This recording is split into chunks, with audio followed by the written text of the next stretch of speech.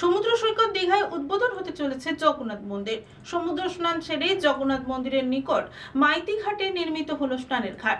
ঘাটে ভিড় জমাচ্ছে সাধারণ মানুষ। দীঘা শঙ্করপুর উন্নয়ন পর্ষদের সহযোগিতায় তৈরি হলো এই ঘাট। রাজ্য সরকারের উদ্যোগে দীঘায় গড়ে উঠেছে পুরীর আদলে জগন্নাথ মন্দির। আগামী অক্ষয় তৃতীয়ার পূর্ণ লগ্নে মন্দিরের উদ্বোধন ঘোষণা করেছেন রাজ্যের মুখ্যমন্ত্রী মমতা বন্দ্যোপাধ্যায়। সেই মতো সব রকম প্রস্তুতির প্রায় শেষ, শুধু উদ্বোধনের প্রহর গোনা। শুধু মন্দির নয়, মন্দিরকে ঘিরে চৈতন্য দ্বার নির্মাণেরও কথা ঘোষণা করেছেন মুখ্যমন্ত্রী। সেই দ্বার নির্মাণের কাজও শেষের পথে। তার সাথে ওল্ড দীঘার শেষ সীমানায় দুটি ঘাট তৈরি করেছে দীঘা শঙ্করপুর উন্নয়ন পর্ষদ। ইতিমধ্যেই সে ঘাট নির্মাণ হয়ে গিয়েছে। নীল সাদা রঙে তা সেজে উঠেছে। দীঘা শঙ্করপুর উন্নয়ন পর্ষদের কার্যনির্বাহী আধিকারিক অপূর্ব কুমার বিশ্বাস জানিয়েছেন,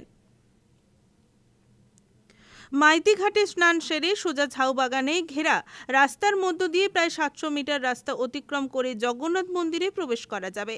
ঘাটগুলি নির্মাণ হওয়ায় অনেক পর্যটক সেখানে গিয়ে সেলফি তুলতে ব্যস্ত হয়ে পড়েছেন। জগন্নাথ মন্দির উদ্বোধনের পর ঘাটে পর্যটক থেকে ভক্তদের ভিড় আরও বাড়বে বলে মনে করছে প্রশাসনের আধিকারিকরা। খুবই ভালো লাগছে। হ্যাঁ, খুব ভালো হয়েছে। সবাই স্নান করে মন্দিরে পুজো দিতে পারবে। খুব ভালো হয়েছে।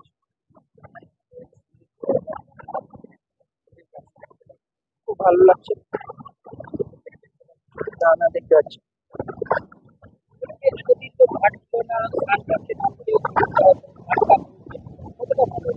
খুব ভালোই হলো। হ্যাঁ, যাবে। জগন্নাথ তার সাথে এই ধরনের স্নান ঘাট গড়ে তোলা হয়েছে, কতটা ভালো লাগছে।